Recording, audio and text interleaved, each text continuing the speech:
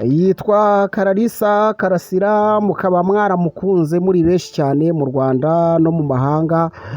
Ni umudamu wakoze byinshi kandi byiza byagiye byubaka imitima y'Abanyarwanda. Ni umudamu waririmbye i Rwanda no mu mahanga baramukunda, bamukundira ijwi rye, ijwi rwose risobetse ubuhanga kandi ijwi rifite inganzo yuje ubwuzu n'urugwiro. Uyu mudamu amaze imyaka itari myinshi cyane ari muri Leta Zunze Ubumwe za Amerika. Ngira ngo mwamaze kubona ko Abanyarwanda benshi bamaze kugera ku iterambere cyangwa se bageze ku iterambere. Ngira ngo bahita bajya kwagura nyine imbibi z'umubano, imbibi z'abamukunda n'abamukurikira. Clarisse Karasira rero umudamu uvuka hano rwose mu karere ka Kicukiro, hariya aho bita i Masaka. Akaba ari umudamu rwose wakoze byinshi cyane. Yakoze indirimbo zitandukanye, twaramuvuzeho mu biganiro byacu tubavuge bakiriho, kandi mu by'ukuri byagiye bishimisha imitima yanyu. Uyu munsi rero nkuzaniye poroje nanone ukwiye kumenya kuri uyu musitari witwa Clarisse Karasira yakoze. Clarisse Karasira wivugira ko yakuze akunda kuba umwarimu w'abana, nubwo ibyo yagiyemo bijyanye n'ubuhanzi ndetse n'itangazamakuru bitari ku rwego rw'ibyo n'ubundi yifuzaga, ariko byaje kurangira uyu munsi Clarisse Karasira yarabaye umwarimu w'abana.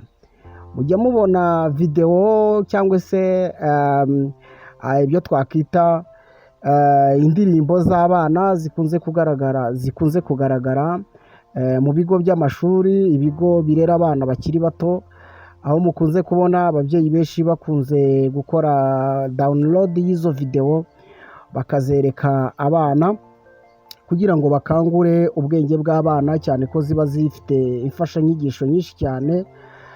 Izo ndirimbo rero zikaba zikunzwe n'ababyeyi batari bakeya, ari abagabo ari abagore, abo bose bakaba bazikundira ko zikangura nyine ibitekerezo by'abana. Clarisse Karasira rero wari warifuje kuba umwarimu w'abana, uyu munsi akaba yarafunguye YouTube channel ikora muri ubwo buryo. Akaba avuga ati mu by'ukuri inzozi zanjye nazigezeho. Nimba ushaka kureba iyo YouTube channel ya Clarisse Karasira, twayipininze hano rwose, twayipininze hano kuko Clarisse Karasira ni umuntu wacu, kuyipininga nta kibazo kirimo habe na gitoya.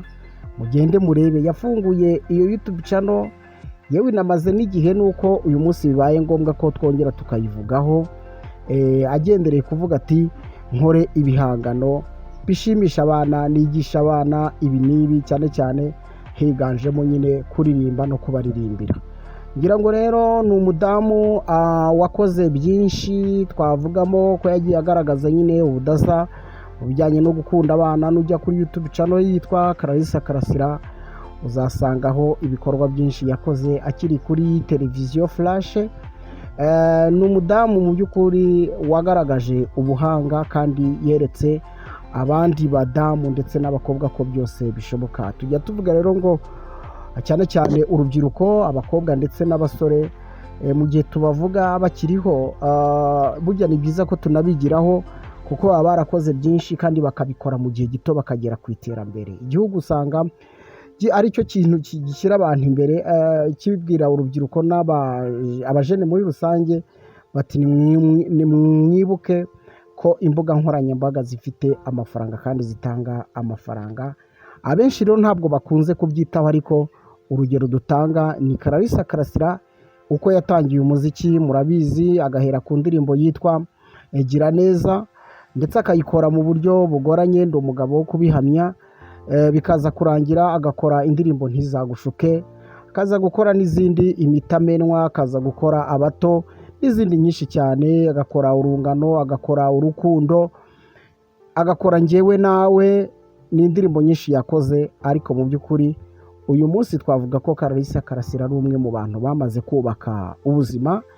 Icyo tumwifuriza ni uguhora asenga, akabisigasira cyane ko ubutunzi bw'isi buyoyoka nk'igicu. Uyu munsi ubutunze, ejo rwose ugasubira inyuma cyane ndetse ugasigara usaba uwo wimye. Ntabwo tubikwifuriza, ahubwo turakwifuriza guhora usenga wibuka Imana, ujye wibuka n'abo wasize inyuma, cyane cyane abakiri bato wakwaka sapoti akakubwira ati ndifuza nanjye gukora umuziki, hari inama wazimuha ndetse hari n'amafaranga, kuko byose bikorwa n'amafaranga, wamwunganira. Mu kiganiro cyacu tubavuge bakiriho, nifuje kuganira n'uyu mudamu, nifuje kubaganiriza kuri Clarisse Karasira wakunzwe n'umugabo cyane, umugabo mu by'ukuri wabaye nk'utunguranye kuri benshi, ariko nanone ni umugabo udasanzwe kuko aramushyigikira mu bikorwa byose, bigaragara ko nyine umugore wagiye aheza kandi ni ifura burya.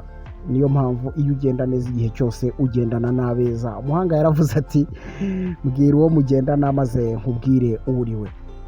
Mu kiganiro cyacu cy'umunsi rero tubavuge bakiriho, nifuje kubaganiriza kuri ayo mateka magufi ya Clarisse abenshi mu ndusha, ariko nifuje ko abatazi iyo YouTube channel ye muyimenye. Abasitari benshi rero twifuza kumenya nyine ubuzima bwabo bwa buri munsi, n'ibyo bakora n'ibyo bakoze, cyane ko baba barubatse imitima yacu, baba badushimisha, baba baradutaramiye tukanezerwa tukanyurwa. Mbashimire cyane rero, nanone kandi nongera kukubwira ngo ibuka gukora subscribe kugira ngo tujye dusangira aya mateka y'ibyamamare byanyu mukunda cyane, abasitari banyu tubavuge bakiriho cyane iyo bamaze kuva mu buzima, usibye kurira gusa no kwibuka byinshi bagiye bakora, ariko tujye tubashima bakiriho, niba nabyumva nabo bizihirwe. Mbashimire, nitwa Musi Misango, ibiganiro byacu nakagaruka, ntugende utaduhaye subscribe, kandi nimba ubikoze Imana iguhe umugisha utagabanyije.